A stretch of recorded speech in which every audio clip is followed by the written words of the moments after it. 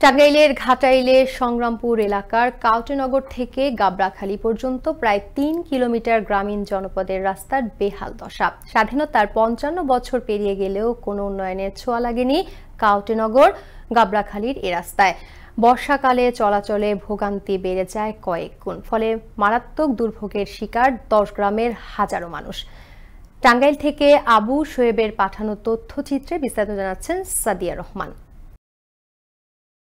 গ্রামীণে সড়ক দিয়ে প্রতিনিয়তই জীবনের ঝুঁকি নিয়ে চলাচল করছে ব্যাটারি চালিত অটোরিকশা ও মোটরসাইকেল সহ ছোট বড় সব ধরনের যানবাহন।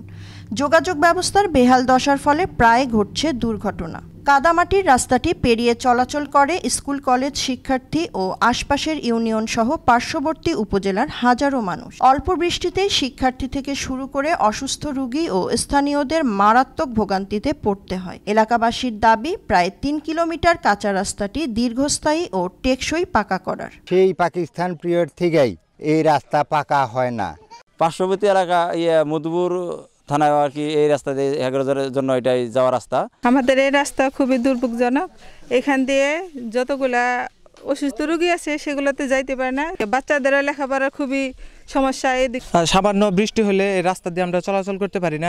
এদিকে কাউটেনগর থেকে গাবড়াখালী রাস্তাটি অত্যন্ত জনগুরুত্বপূর্ণ স্বীকার করে দ্রুত নির্মাণ প্রকল্প বাস্তবায়নের আশ্বাস দিলেন উপজেলা প্রকৌশলী ফজলুর রহমান। জনবহুল এলাকা, অত্যন্ত গুরুত্বপূর্ণ রাস্তা। আমি চেষ্টা করব পরবর্তীতে যখন আমরা কোনো প্রজেক্টের ডিপিভুক্ত কোনো রাস্তার প্রস্তাব আসবে, সর্বপ্রথম আমরা এই গাবড়াখালী রাস্তাটাই অন্তর্ভুক্ত করব, যাতে রাস্তাটি যত তাড়াতাড়ি সম্ভব যে কোনো ময়মনসিংহ প্রকল্প কিংবা টাঙ্গাইল প্রকল্পের ডিপিভুক্ত করা যায় কিনা।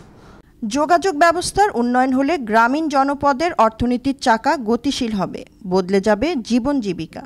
তাই কাউটেনগর থেকে গাবড়াখালী পর্যন্ত শিগগিরই নির্মিত হবে টেকসই রাস্তা, এমনটাই চাওয়া এলাকাবাসীর।